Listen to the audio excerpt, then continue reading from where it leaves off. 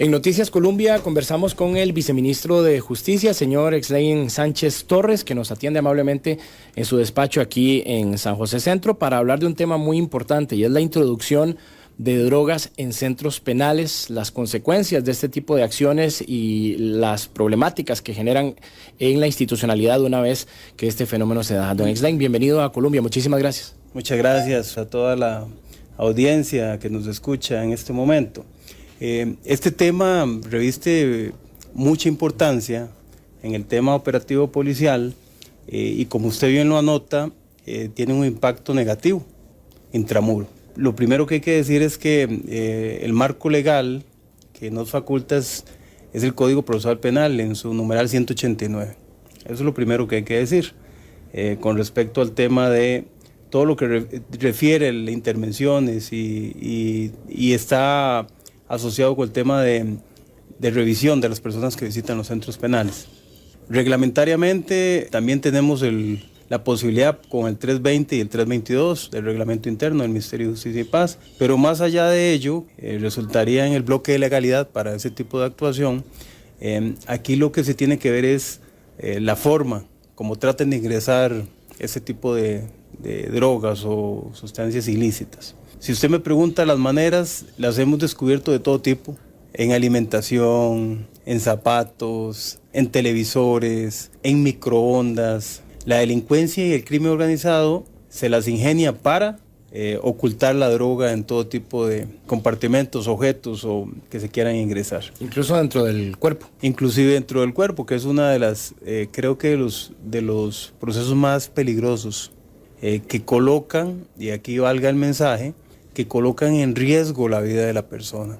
Esa persona que se utiliza para transportar droga al interno del cuerpo. Eso es muy, muy peligroso y puede atentar contra la vida humana. Ventajas que tenemos nosotros es, dentro de los factores de revisión, que son 3 y los voy a enumerar ahorita, el primero es el factor humano. Nosotros tenemos a una policía penitenciaria con una praxis ya muy formada, con una capacitación, con una pericia que le ha permitido hacer este tipo de detecciones, inclusive en alimentos, inclusive en bebidas, porque también se mezcla droga con bebidas, y eso obedece a esa experiencia que han ido recabando y teniendo durante todos los años de servicio. El segundo factor es el factor tecnológico, el que hay que apoyarse, detectores de metales y otros tipos de tecnologías que nos están colaborando. Y el tercero, pues, es la ventaja del adiestramiento animal. Las unidades K9. Las unidades K9, por medio de los perros que están debidamente certificados, nos permiten esos hallazgos que son de interés para la institucionalidad. Y usted tocaba un punto muy interesante. ¿Qué ocurre a lo interno de los centros carcelarios cuando ese tipo de...? Sí, porque evidentemente no se puede atajar el 100%, siempre hay un porcentaje de droga que ingresa y una vez cruza ese portón, por así decirlo, hay una dinámica que es peligrosa para el centro penal. Claro, usted tiene toda la razón y nosotros como Ministerio de Justicia no podemos negar eso. Hay droga que se trasiega, que llega a lo interno de la población adscrita al sistema penitenciario, que se trafica, que provoca violencia, que provoca drogodependencia y que definitivamente no es acorde con la misión que tiene el Ministerio de Justicia y Paz, de supervisión, de control, de mecanismos que permitan armonía dentro de las cárceles. No es acorde con lo que ocurre con el trasiego de droga, que es igual que lo que ocurre fuera de los muros. La droga provoca, la venta de droga en micro o macro tráfico, lo que provoca es violencia. Y esa violencia también está inmersa dentro del sistema penitenciario. Nosotros no podemos negar eso que usted anota, no lo vamos a negar, porque hay un componente que está permeando al Estado costarricense, y yo he sido muy insistente en este componente, es el tema de corrupción. Nosotros no estamos alejados del tema de corrupción, y esa situación pues facilita en algunos casos, no en todos porque tenemos una policía muy honorable, pero hay funcionarios que sí... Y se les ha detenido, porque sí hay evidencia de eso también. Correcto, también tenemos números que nos respaldan con la detención de inclusive funcionarios policiales también, claro, que se han prestado para esta labor en favor de la delincuencia y el crimen organizado. Don Exlain, hay una circunstancia que ha apuntado el Instituto Costarricense sobre Drogas, el ICD, que es que las dosis que ingresan a los centros penales pueden ser pequeñas porque necesitan ser ocultadas. No se puede entrar con algo grande, por así decirlo. Pero a pesar de que son dosis pequeñas, una vez que ingresan, el valor económico aumenta significativamente porque se debe cobrar precisamente ese riesgo del ingreso. Y eso es lo que genera disputas y este tipo de cosas, conflictos entre los mismos privados de libertad. Sí, usted lo anota muy bien. Eso en analogía funciona igual que en la parte externa o en cualquier comunidad. Conforme exista más alto riesgo en la operación, de eso también dependerá el valor del producto. Internamente, recordemos que es una población que está privada de libertad, que no tiene las mismas condiciones que tienen las personas en libertad, y eso aumenta el costo, aumenta la violencia, aumenta la presión, aumenta esa drogodependencia de la que yo tanto he hablado en este tiempo, y nos afecta increíblemente a lo interno.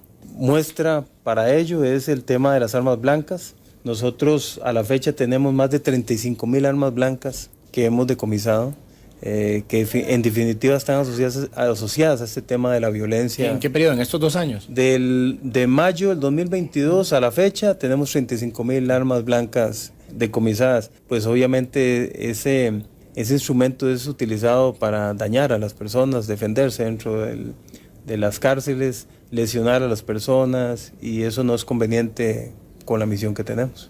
Estamos conversando con don Exlain Sánchez Torres, el viceministro de Justicia, acerca del delito de introducción de drogas a centros penales. Le decía fuera de micrófonos, viceministro, que hace unos días se reportó una sentencia en Pérez Celedón de una persona que ingresó con un envoltorio que tenía 4.57 gramos de cocaína, y la persona fue condenada a 6 años de prisión. Y uno diría, por 4 gramos de cocaína, y es donde uno piensa, no es la cantidad. ¿A qué se exponen las personas que incurren en este delito?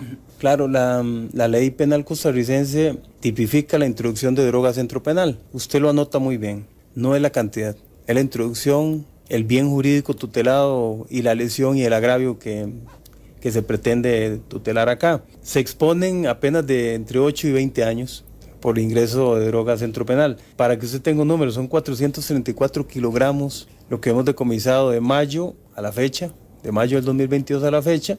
Eso quiere decir que las personas continúan con esta actividad criminal, a sabiendas inclusive de que las penas son altas, porque el caso que usted cita de Pérez Celedón, con la cantidad que se le decomisa a la persona y los años que le impone el Poder Judicial, pues ya son un ejemplo de que la ley se está aplicando como debe ser. Y hay un detalle también que entiendo que en tribunales se consideran las circunstancias de la persona, sobre todo porque hay algunas que son utilizadas, aprovechándose de que son personas de bajos recursos, que están en alguna situación de vulnerabilidad. Pasa mucho con las mujeres también, que incluso son hasta forzadas para meter droga a centros penales. ¿Qué sucede con estos casos? Sí, la ley penal costarricense, eso es un ejercicio del Poder Judicial, por supuesto, no es de nosotros, por la independencia de poderes. La ley penal costarricense, en el ejercicio de un honorable juez de la República o un tribunal de la República, valora ese tipo de situaciones, las entiende como atenuantes y las representa en la condena final, que podría ser menor a la que podrían establecer. Pero es un ejercicio propio del Poder Judicial. Hace un tiempo que habíamos conversado en una actividad de prevención de estafas y todo este tipo de cosas, usted hablaba de la necesidad de algunas reformas legales porque la introducción de drogas a centros penales en efecto es un delito, pero no sucede lo mismo, por ejemplo, cuando se meten teléfonos y otro tipo de cosas. Correcto, tratar de ingresar teléfonos o chips o algún tipo de material tecnológico a nuestras cárceles actualmente no está contemplado como un delito. Me parece a mí que habría que revisarlo. Creo que hay un proyecto de ley por ahí que se está analizando, que se está ventilando en la corriente legislativa.